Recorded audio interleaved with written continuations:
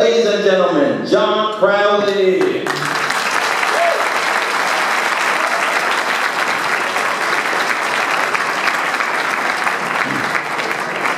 Thank you, everybody, and good evening. It is wonderful to be back with the Shine community and the Lakewood community. It was a real treat for me 2 years ago to be given your Man of the Year award and to be able to deliver the keynote address and to go back to my kids, to John, Megan, and Patrick, that beautiful statue, and talk about what the evening meant to me and our relationship with the school. I have a great privilege and honor this evening to introduce a great friend of mine, the Mayor of Newark, New Jersey, Cory Booker.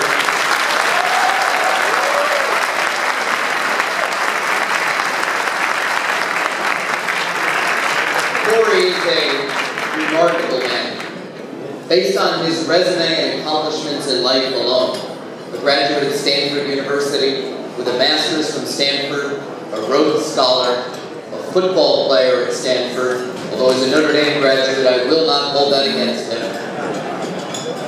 A law graduate from Yale Law School, who went on to choose a career in public service. In 1998, being elected to the City Council of Newark. In 2002, standing up to the establishment and to the machine in Newark, and running for mayor of Newark, and losing. And Cory wasn't deterred and came back again in 2006, and was elected mayor, re-elected in 2010.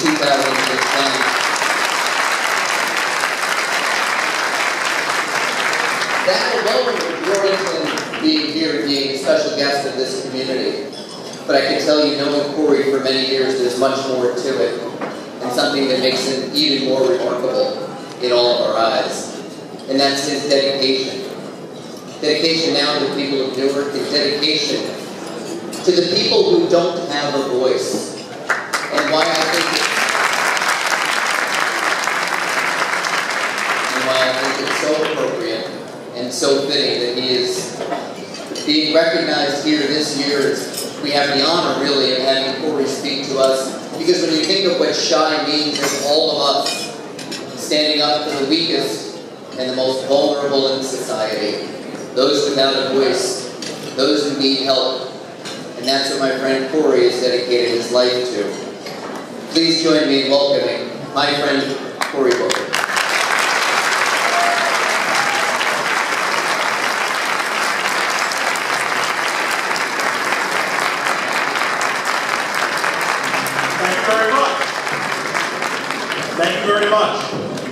I am grateful to be here, and I want to first and foremost thank John for that incredible introduction.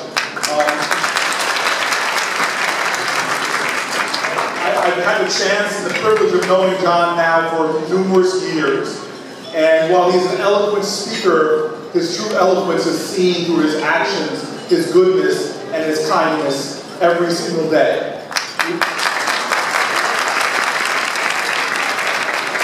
Now, I have to give some recognition to the other mayor in the room. I know there might be a few mayors here, M-E-I-R, but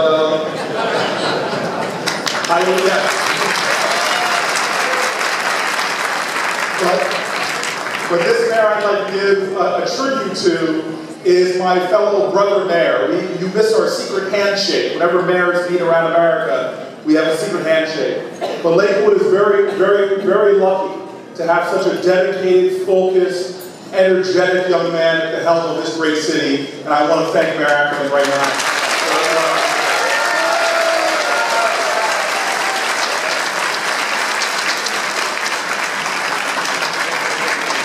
And I know it's not a good emotion, but now I'm jealous because I never get this kind of round of applause in my own city, for my own folks. They're never popular at home. So, look, I know some of you might not have been expecting this, but my role tonight is not to give a keynote address. My role tonight is to give a Devar Torah.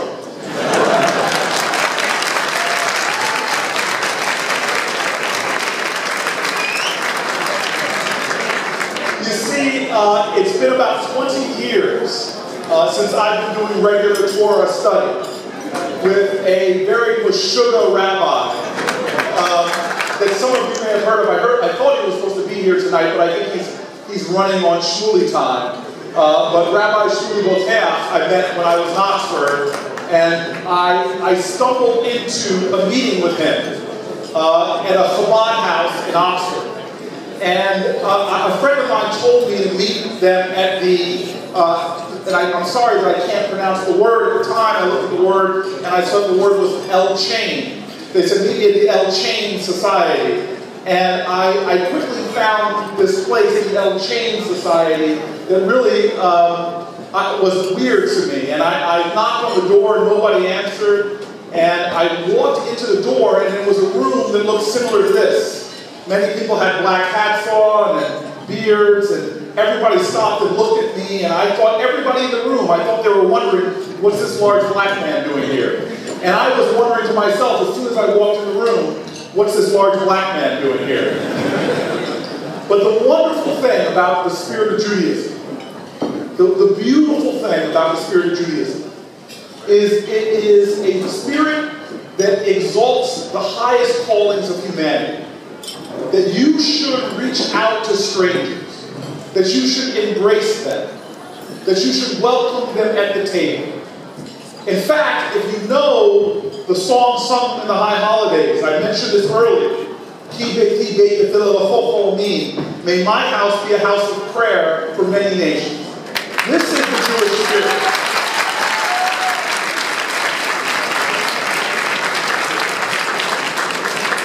And so, entering into this Chabad house with a Meshuggah rabbi named Shmuley Boteach, we agreed that day that we would start studying each other's culture. And from that day, 20 years ago, I've been reading and studying Torah. So tonight I really want to make 2 points. First, I'd like to make a point about Rabbi Isaac.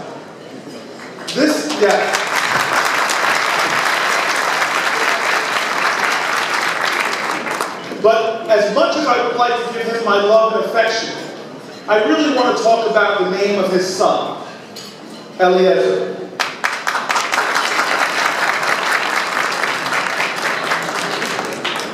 When I went to Yale University, I met another rabbi named Shmuley Hecht.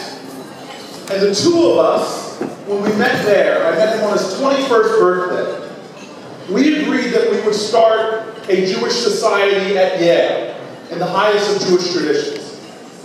That society started with 5 guys around a Shabbat table. Now we have property about half of the city block. We own a building at Yale. We have a society. And the name of the society that we have at Yale, the name of this club, this wonderful organization is thriving at Yale University right now. The name that we chose of this society is the Eliezer Society.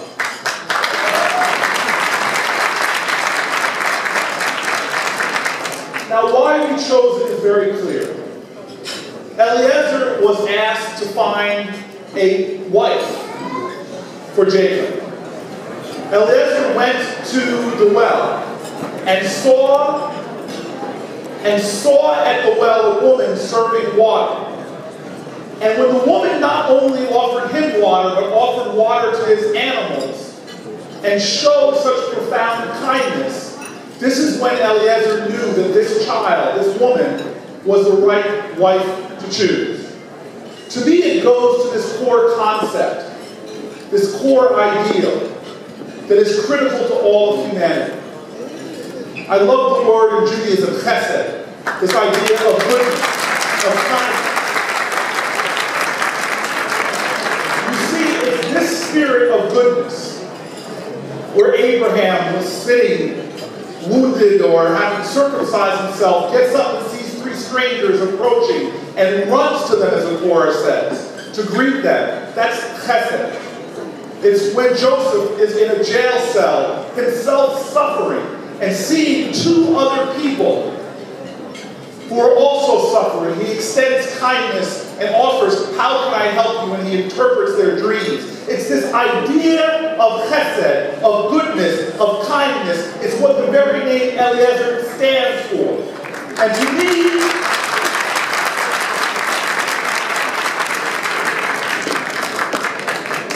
to me, that is the beauty of Eliezer. Rabbi Eisenman's son. This young man, his birth, he is the spark that started this incredible school we celebrate today. It is appropriate. It is so appropriate that his name is Eliezer. Because I am a big believer that one act of kindness, one act of goodness, one spark of light and hope can lead to a revolution of change. And indeed, is it not that one child and the vision and determination of Rabbi Eisman that has led to goodness and kindness spreading to so many? Hundreds of children and their families having the opportunity to take part in this incredible school. This to me is worthy of celebration, not just within one community, but in our entire state, indeed an entire nation.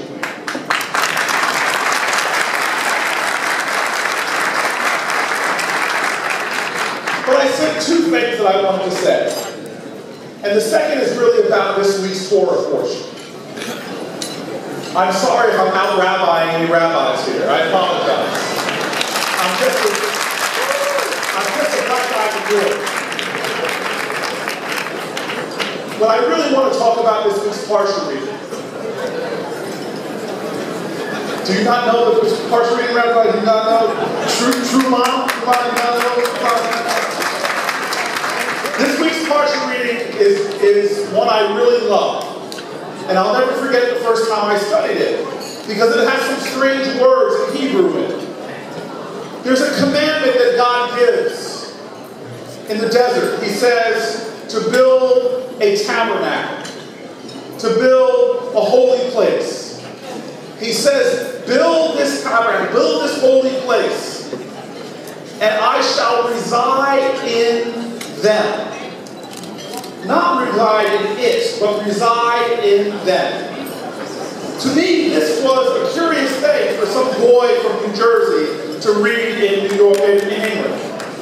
And I couldn't understand why it says, God says, I will reside in them. Well, to me, this is the ideal. This is the calling that we celebrate here. You see this temple, this tabernacle that God commands us to build, we cannot think of it simply as a physical place, but we also must think it as the heart and the spirit of God himself within each individual. That we must build within ourselves a sacred space for the Spirit of God to reside. In all of the noise and the distraction of the secular world in which we live, we must build that sacred space. With all of the filth on TV and the internet, we must build that sacred space.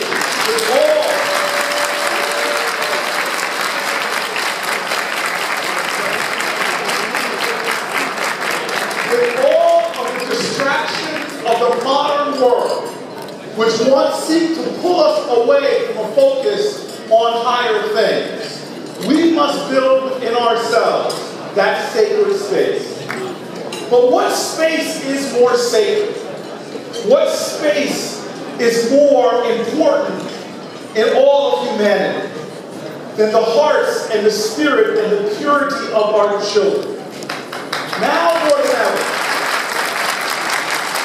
God calls upon us to protect our children so that his spirit may reside within them. To insulate our children from this world that often can be so degrading and so pornographic. To insulate within our kids. To build the tabernacle so that God may reside in them. You see, this to me is what is so special about this school. Is it recognizes within each child not just hidden intelligence, but the spark and the light of God. Does it not say in the Torah? Is it not a Jewish ideal that with the birth of every child, the hope of the world is renewed? Not just some children, but the birth of every child. This to me is why today I feel so honored to stand with you right now.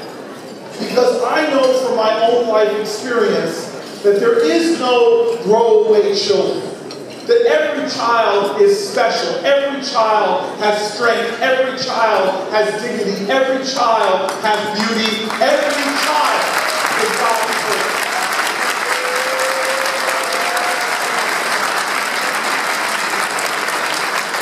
And that we are called by God to honor that spark of light and life, to honor that chai, to honor that in every child. My father was born in the Deep South to a mother that could not take care of him.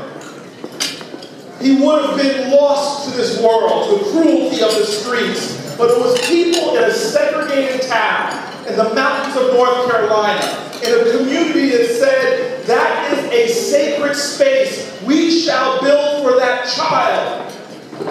We shall build for that child a tabernacle of hope. My father was taken in by the community. A family that put food on his table and a roof over his head. And every step of his journey,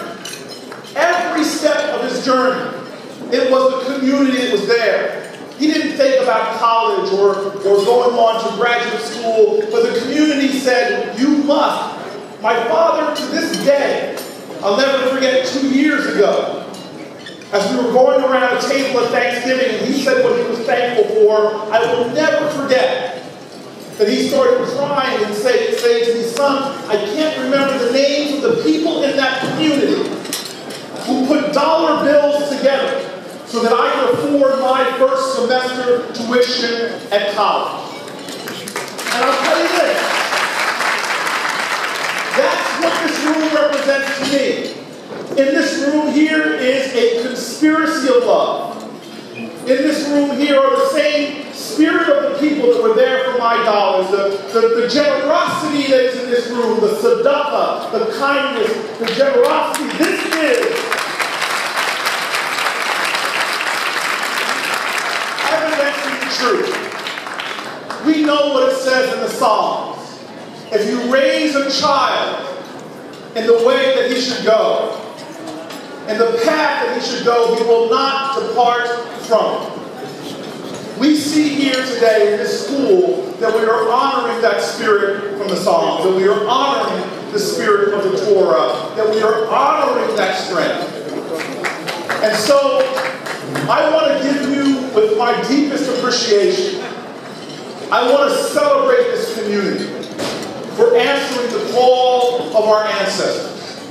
Whether it's a town in the mountains of North Carolina or honoring the traditions of the Jewish people.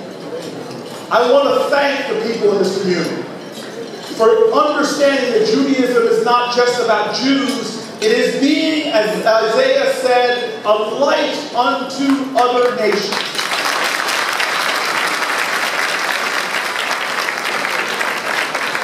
As John was saying to me at this table, as the governor of the state of New Jersey came to this school in a humble way, this school is becoming an example, not within the Jewish community, but within the entire state of New Jersey about how we should care for and empower all children.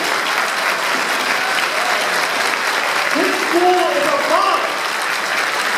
This school is a symbol. This school is indeed Isaiah's light unto nations about how we must care for children.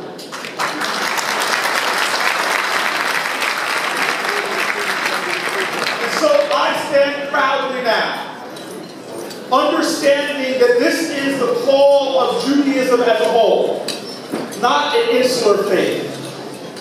This is the call of Judaism, not a faith about just Jews. This is the call of Judaism, to do what is so critically needed in this broken world we live in, to tikkun olam, to heal the world.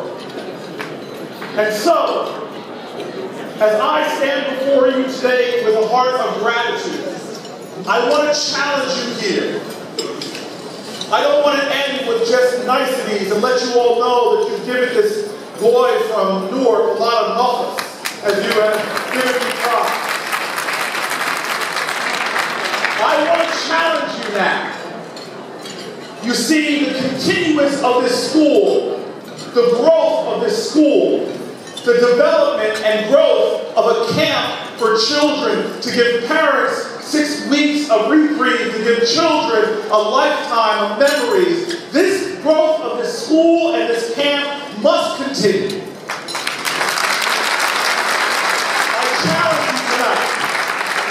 I challenge you tonight to understand that we live in an imperfect world. We live in a world that is broken. There are too many families facing uphill battles. There are too many families shaken with fear and worry that there is work to do. You see, God calls upon us to stand up in the face of injustice and pain and hurt and brokenness, and to stand up and say that I will be a cure to that. This is the calling of the Jewish people. I'll never forget my Torah study with Rabbi Bokeach when he told me something that I couldn't understand. What crazy faith is this in Judaism, where Moses himself would stand up and yell at God when he threatened to do something that he thought was unjust. And Moses says, "Macheni nami sivreka," if you destroy those people, then erase me from your book. This is the calling of Judaism. It's a calling that says even more important than the Torah is ethical action. And the ethical action needed today is that the school like this must grow in strength. A school like this must grow in impact. A school like this must grow with its light shining ever brighter as a beacon of hope and promise to all those who are worried, to all those who are in fear, and to all those who are in need. I believe that 10 years hence from now, I will be, if I'm so privileged to be invited back, that the work that you all do, by continuing to grow this school, by continuing to show others a path and a way, by continuing to ensure that this kind of education is available to more and more families. It is my belief that you all will create a more just world where righteousness does roll down like water and justice like a mighty stream. And in the pursuit of that dream, in the pursuit of that vision, with the body of work that you've already done, with the goodness and kindness, with the chesed and the tzedakah, with the values that you are living, I simply want to end by saying to everyone here, as a boy from Newark Wood, Yasher Kola, thank you very much.